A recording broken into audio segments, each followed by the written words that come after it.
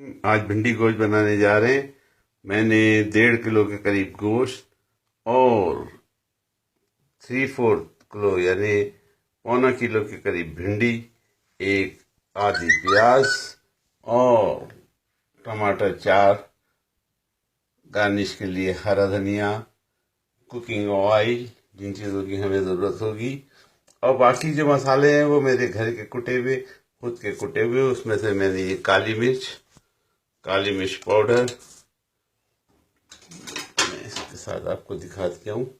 काली मिर्च पाउडर आधा चाय का चम्मच, ये जीरा पाउडर 1 चाय का चम्मच, गरम मसाला यानी दालचीनी, लौंग और काली मिर्च ये आधा चाय का चम्मच, जीरा पाउडर मजीद आधा चाय का चम्मच, पेपरिका, रेड चिली पाउडर और चिली पाउडर ये चाय का चम्मच है।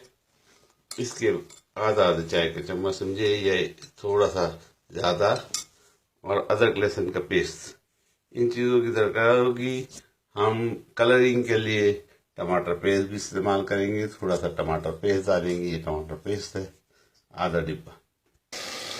सबसे कबल मैंने तेल 1 खाने का चम्मच जो बड़ा होता है उसमें तेल डाला और प्याज डाल के उसमें लाइट ब्राउन कर लिया और उसमें गोश्त डाल दिया। गोश्त भूनने से उसकी स्मेल जो है वो कम हो जाती है। और उसके अंदर 1 चाय का चम्मच हल्दी, जो मेरी बताने रह गई थी, ये हल्दी डाल दी। छोटा चाय का चम्मच है ये, यानी आधा चाय का चम्मच होगा। जो नॉर्मल चाय का चम्मच बड़ा होता है वो भी दिखा देता हूँ आपको। ये नॉर्मल चाय का चम्मच है और ये छोटा चाय का चम्मच है। मिर्च मसाले के लिए यूज होता है, मसाले डालने के लिए यूज होता है। आधा चाय का चम्मच मैंने डाली और इसके साथ तमाम मसाले मैं डालता हूँ। 1 मिनट भून जाने के बाद ये मैं काली मिर्च पाउडर आधा चाय का चम्मच, जीरा पाउडर तकरीबन 1 चाय का चम्मच,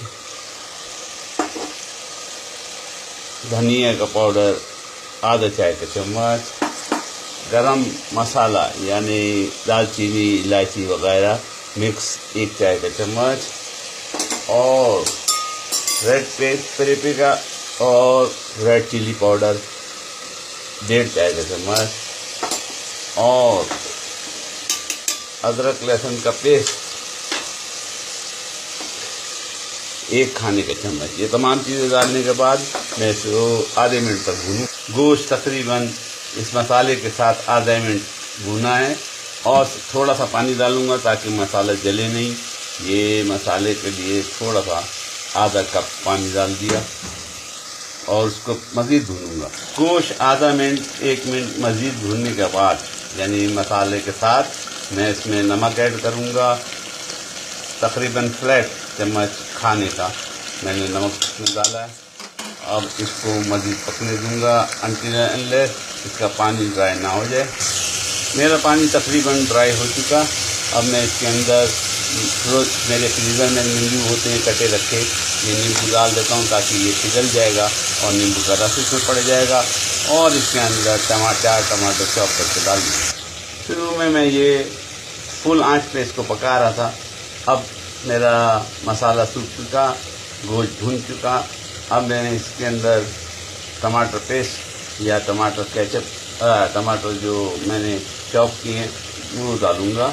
4 टमाटर को चॉप करके डालने और इसको थोड़ा सा आधा मिनट के लिए, बल्कि 1/4 मिनट के लिए और भूनूँगा और उसके बाद इसमें पानी ऐड करूँगा। अब प्याज और टमाटरों को पेस्ट बनाने के बाद मैंने आँच जो है आधी कर दी है चूल्हे की और इसको थोड़ी देर के लिए, 1/4 मिनट के लिए, आधा मिनट के लिए मज़ीद पकाकर इसमें 2 गिलास पानी ऐड करूँगा। 1.5 गिलास पानी समझिए, आप नॉर्मल गिलास लीजिएगा तो 1.5 गिलास